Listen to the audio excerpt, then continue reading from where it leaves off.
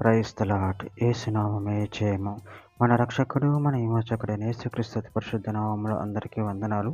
చిన్న ప్రార్థన ద్వారా ఈ ఉదయకాల వాక్యదానం చేసుకుందాము. పరిశుద్ధుడ, మహాగణుడైన దేవ, ప్రేమగల రాజా, నాయన మీకే వేలాది వందనములు, కృతజ్ఞత, స్తుతి, స్తోత్రం చెల్లించుకుంటున్న దేవ ఉదయకాలం ప్రభు వాక్య భాగం ధ్యానిస్తుండగా వాక్య భాగం అర్థమవుట్లు సహాయం చేసి మీ కృప మమ్మల్ని బలపరిచి స్థిరపరిచి మీకు మాదిరిగా మమ్మల్ని నడిపించి మీ చిత్తమును మా జీవితంలో జరిగించమని ఈ చిన్న ప్రార్థన యేసుక్రీస్తు అతి పరిశుద్ధ నామములో అడిగి వేడుకుంటున్నాను తండ్రి. ఆమేన్, ఆమేన్. ఆదికాండం 1వ అధ్యాయము 3వ వచనము. దేవుడు వెలుగు కమ్మని పలకగా వెలుగు కలిగెను. ఆమేన్. దేవుడి వాక్య భాగం దీవించును గాక. ప్రభునందు ప్రియులారా, ఇక్కడ వాక్య భాగంలో గమనించినట్లయితే దేవుడు వెలుగు కమ్మని పలకగా వెలుగు కలిగెను. అదేవిధంగా వాక్య భాగంలో గమనించినట్లయితే కీర్తనల గ్రంథం 33వ అధ్యాయం 6వ వచనంలో యెహోవా వాక్కు చేత ఆకాశంలో కలిగెను, ఆయన నోటి ఊపిరి చేత వాటి సర్వ సమూహము కలిగెను. కీర్తనల గ్రంథం 33వ అధ్యాయం 9వ వచనంలో ఆయన మాట సెలవీయగా దాని ప్రకారమైను, ఆయన ఆజ్ఞాపింపగానే కార్యము స్థిరపరచబడిను.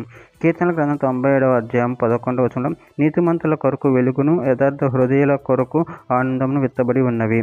కీర్తనల గ్రంథం 104వ అధ్యాయం 2వ వచనంలో వస్త్రము వలె వెలుగును నువ్వు కప్పుకొని ఉన్నావు, తెరను పరిచినట్టు ఆకాశ విశాలం నువ్వు పరిచి ఉన్నావు.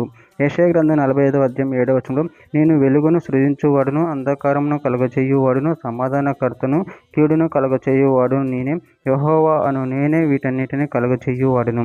యెషయా గ్రంథం 60వ అధ్యాయం 19వ వచనంలో ఇక మీదట పగులు సూర్యుని ప్రకాశం నీకు వెలుగుగా ఉండదు, నీకు వెలిగించుటకే చంద్రుడు ఇకను ప్రకాశింపడు, యెహోవా నీకు నిత్యమైన వెలుగవును, నీ దేవుడు నీకు భూషణముగా ఉండును.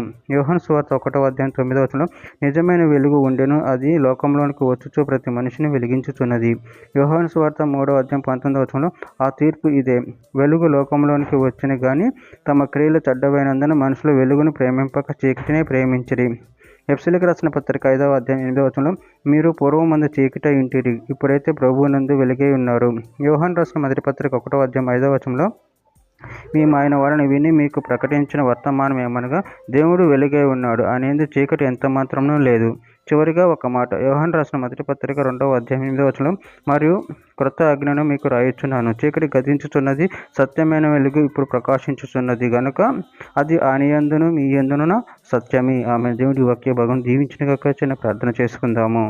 పరిశుద్ధుడా, ప్రేమగల దేవేశయ్య, నాయన మీరు ఇచ్చిన వాక్యదానం పెట్టి ప్రభు కృతజ్ఞతలు చెల్లించుకుంటున్నాను తండ్రి. నాయన మీరు వెలుగు అని పలకగా ప్రభు వెలుగు కలిగిన ప్రభువా, నాయన మేము ఆ వెలుగులో నిత్యం నేను మహింపచ్చు కనపరిచేవాడు మన శక్తిని బలాన్ని మాకు అనుగ్రహించి మీ కృపలో మమ్మల్ని బలపరిచి సరిపరిచి మీకు మాదిరిగా మమ్మల్ని నడిపించమని చిన్న ప్రార్థన యేసుక్రీస్తు పరిశుద్ధ నామములో అడిగి వేడుకుంటున్నాను తండ్రి. ఆమేన్, ఆమేన్, ఆమేన్.